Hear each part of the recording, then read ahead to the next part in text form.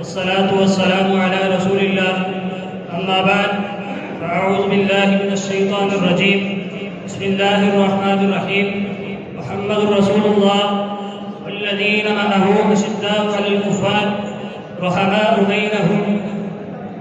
جنگ بدر کو دیکھ صحابہ عظیم ہیں، جنگ بدر کو دیکھ صحابہ عظیم ہیں، عزم سفر کو دیکھ صحابہ عظیم ہیں۔ مکے میں ہے مبلغ، مکے میں ہے مبلغ، مدینے میں مجاہد، فکر و نظر کو دیکھ صحابہ عظیم ہیں۔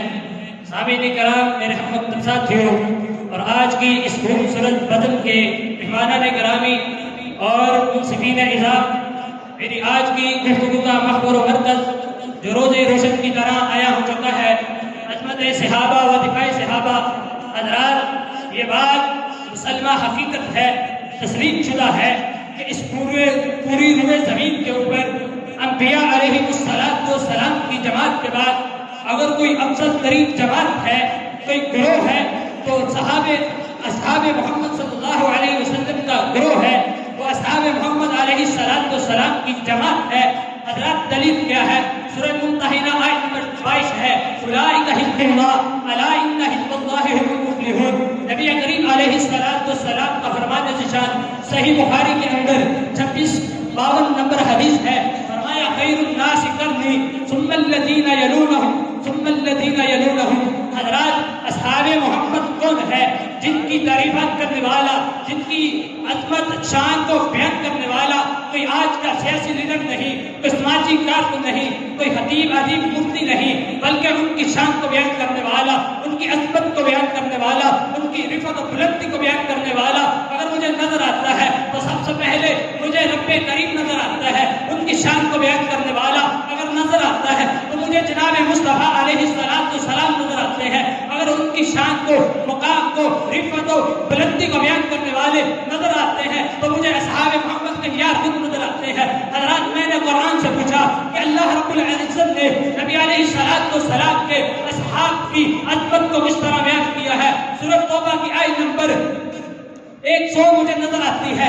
سورۃ توبہ کی آیت والسابقون الاولون من المہاجرین والانصار والذین اتبعوهم بإحسان رضی اللہ عنہم ورضوا عنہ۔ حضرات، میں نے قرآن سے پھر پوچھا، اللہ نے اصحاب محمد علیہ السلام کے اصحاب کو کس طرح بیان کیا؟ سورۃ توبہ کی آیت نمبر 112 ہے، فرمایا التائبون العابدون الحامدون السائحون الراکعون الساجدون الآمرون بالمعروف والناہون عن المنکر والحافظون لحدود اللہ۔ حضرات، میں نے قرآن سے پوچھا، اللہ رب العزت نے نبی کے اصحاب کی شان کو اور کس طرح بیان کیا ہے؟ خالق کائنات کا قرآن نظر آتا ہے، لقد رضي الله عن المؤمنين اذ يبايعونك تحت الشجرة فعلم ما في قلوبهم۔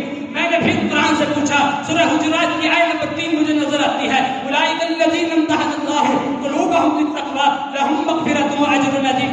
حضرات، یہ اصحاب محمد ہے، جن کے اوصاف کو بیان کرے تو خود رب کریم بیان کرے، جن کی عظمت کو بیان کرے تو خود رب کریم بیان کرے۔ میں اپنے الفاظ میں اس طرح بیان کروں گا، گونجتی آوازوں سے صدا آئی ہے، گونجتی آوازوں سے صدا آئی ہے، خوشبوئے مدحت اصحاب آئی ہے، منکر اصحاب پر ہے قیامت برپا، منکر اصحاب پر ہے قیامت برپا، جب سے مدح اصحاب کی صدا آئی ہے۔ حضرات، یہ کون ہے جن کی عظمت کو بیان کرے رب کائنات، جن کی عصمت کا مسئلہ ہو اور آپ قرآن بنا کر برات کا اعلان کرتے؟ سورہ نور ہے، آیت نمبر 23 ہے، خالق کائنات کا قرآن اعلان کرتا ہے، ان الذین یرمون المحصنات الغافلات المؤمنات لعنوا فی الدنیا والآخرہ۔ میں آج کے اس آواز سے آپ کو سبق دینا چاہتا ہوں، تمہیں جہاں پہ گستاخ صحابہ ملے ان کے سامنے قرآن کی صرف اس آیت کو پڑھ دو، لعنوا فی الدنیا والآخرہ،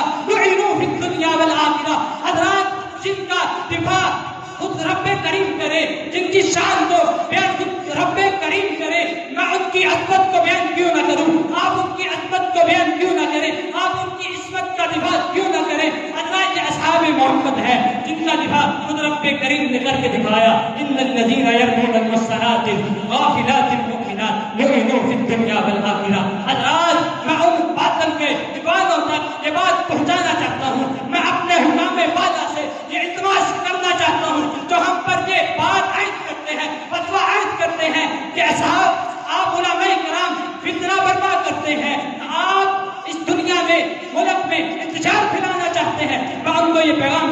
چاہتا ہوں اگر تم چاہتے ہو اس ملک کے اندر امن برقرار رہے، سکون برقرار رہے، تو پھر عصمت صحابہ کے لیے، تحفظ خدمت نبوت کے لیے قانون قائم تم کر دو۔ اس ملک کے اندر امن بھی رہے گا، سلامتی بھی رہے گی۔ میں اپنی بات کو اس شعر سے قسم رکھتا ہوں، اصحاب محمد پر جو یلغار ہوئی ہے، ہر چشم مسلمان چرپار ہوئی ہے۔ حضرات میں اس بات پر اپنی بات کو ختم کرتا ہوں، اصحاب محمد پر جو یلغار ہوئی ہے، ہر چشم مسلمان شرپار ہوئی ہے۔ ہر سمت مجھے نظر آتے ہیں انشاء کے صحابہ، ہر سمت مجھے نظر آتے ہیں عشاء کے صحابہ۔ وما علینا الا البلاغ۔